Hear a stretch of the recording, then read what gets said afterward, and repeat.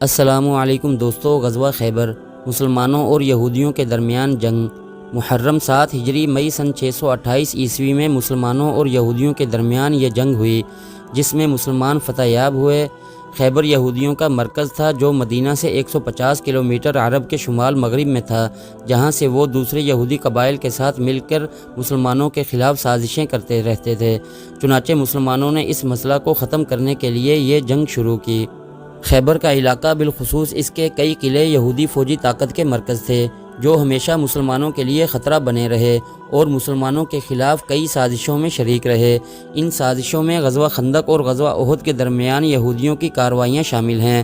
اس کے علاوہ خیبر کے یہود نے قبیلہ بنی نذیر کو بھی پناہ دی تھی، جو مسلمانوں کے ساتھ سازش اور جنگ میں ملوث رہے تھے۔ خیبر مدینہ منورہ سے 60 میل کے فاصلے پر واقع یہودیوں کا بڑا شہر تھا۔ یہودی سازشیں کرتے تھے، جس کی وجہ سے آپ صلی اللہ علیہ وسلم نے ان پر حملہ کر کے قلعہ خیبر فتح کر لیا۔ یہاں کی زمینوں کی پیداوار کا نصف حصہ اسلامی حکومت کے تصرف میں آیا۔ خیبر کے یہود کے تعلقات بنی قریظہ کے ساتھ بھی تھے، جنہوں نے غزوہ خندق میں مسلمانوں سے عہد شکنی کرتے ہوئے انہیں سخت مشکل سے دوچار کر دیا تھا۔ خیبر والوں نے فدق کے یہود کے علاوہ نجد کے قبیلہ بنی غطفان کے ساتھ بھی مسلمانوں کے خلاف معاہدے کیے تھے۔ محرم 7 ہجری مئی سن 628 عیسوی میں حضرت محمد صلی اللہ علیہ وسلم 1600 کی فوج کے ساتھ، جن میں سے 100 سے کچھ زائد گھڑ سوار تھے، خیبر کی طرف جنگ کی نیت سے روانہ ہوئے اور 5 چھوٹے قلعے فتح کرنے کے بعد قلعہ خیبر کا محاصرہ کر لیا، جو دشمن کا سب سے بڑا اور اہم قلعہ تھا۔ یہ قلعہ ایک نسبتاً اونچی پہاڑی پر بنا ہوا تھا اور اس کا دفاع بہت مضبوط تھا۔ یہودیوں نے عورتیں اور بچے ایک قلعے میں اور سامان خورد و نوش و دیگر ساز و سامان ایک اور قلعہ میں رکھ دیا اور ہر قلعہ پر تیر انداز تعینات کر دیے، جو قلعہ میں داخل ہونے کی کوشش پر تیروں کی بارش کر دیتے تھے۔ مسلمانوں نے پہلے 5 قلعوں کو ایک ایک کر کے فتح کیا، جس میں 50 مجاہدین زخمی اور 1 شہید ہوئے۔ یہودی رات کی تاریکی میں ایک سے دوسرے قلعے تک اپنا مال و اسباب اور لوگوں کو منتقل کرتے رہے۔ باقی 2 قلعوں میں قلعہ قموس سب سے بنیادی اور بڑا تھا اور ایک پہاڑی پر بنا ہوا تھا۔ حضور صلی اللہ علیہ وسلم نے باری باری حضرت ابوبکر صدیق رضی اللہ تعالی عنہ، حضرت عمر رضی اللہ تعالی عنہ اور حضرت سعد بن عبادہ رضی اللہ تعالی عنہ کی قیادت میں افواج اس قلعہ کو فتح کرنے کے لیے بھیجیں، مگر مسلمان کامیاب نہ ہو سکے۔ پھر حضور صلی اللہ علیہ وسلم نے ارشاد فرمایا کہ کل میں اسے علم دوں گا جو اللہ اور اس کے رسول سے محبت کرتا ہے اور اللہ اور اس کا رسول اس سے محبت کرتے ہیں، وہ شکست کھانے والا اور بھاگنے والا نہیں ہے، خدا اس کے دونوں ہاتھوں سے فتح عطا کرے گا۔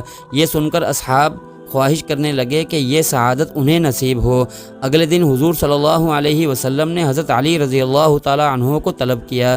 صحابہ کرام رضوان اللہ تعالی علیہم اجمعین نے بتایا کہ انہیں آشوب چشم ہے، لیکن جب حضرت علی کرم اللہ وجہہ آئے تو حضور صلی اللہ علیہ وسلم نے اپنا لعاب دہن ان کی آنکھوں میں لگایا، جس کے بعد تا زندگی انہیں کبھی آشوب چشم نہیں ہوا۔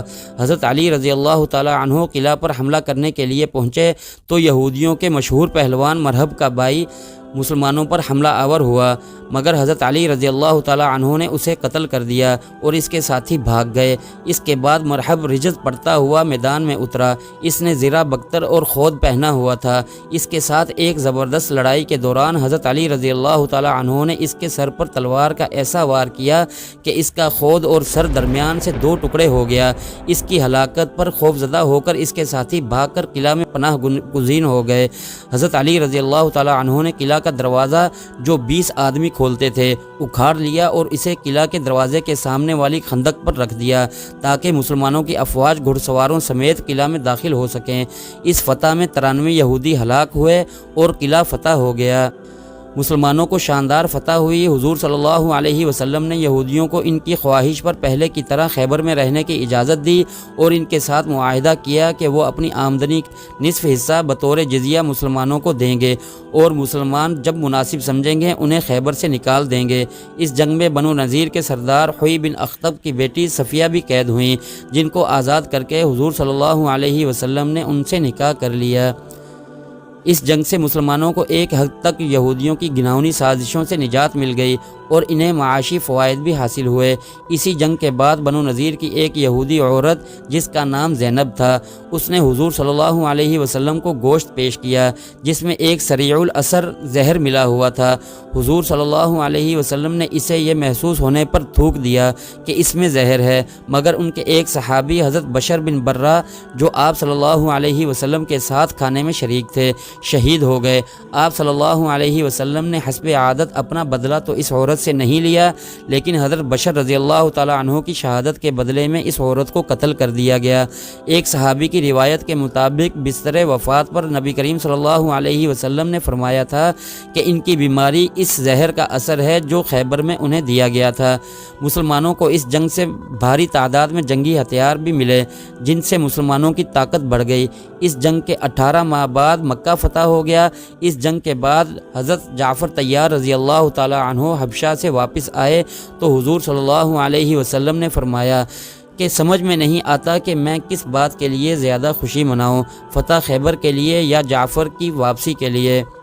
دوستو، اس طرح قلعہ خیبر فتح ہوا اور مسلمانوں کو ایک عظیم فتح نصیب ہوئی۔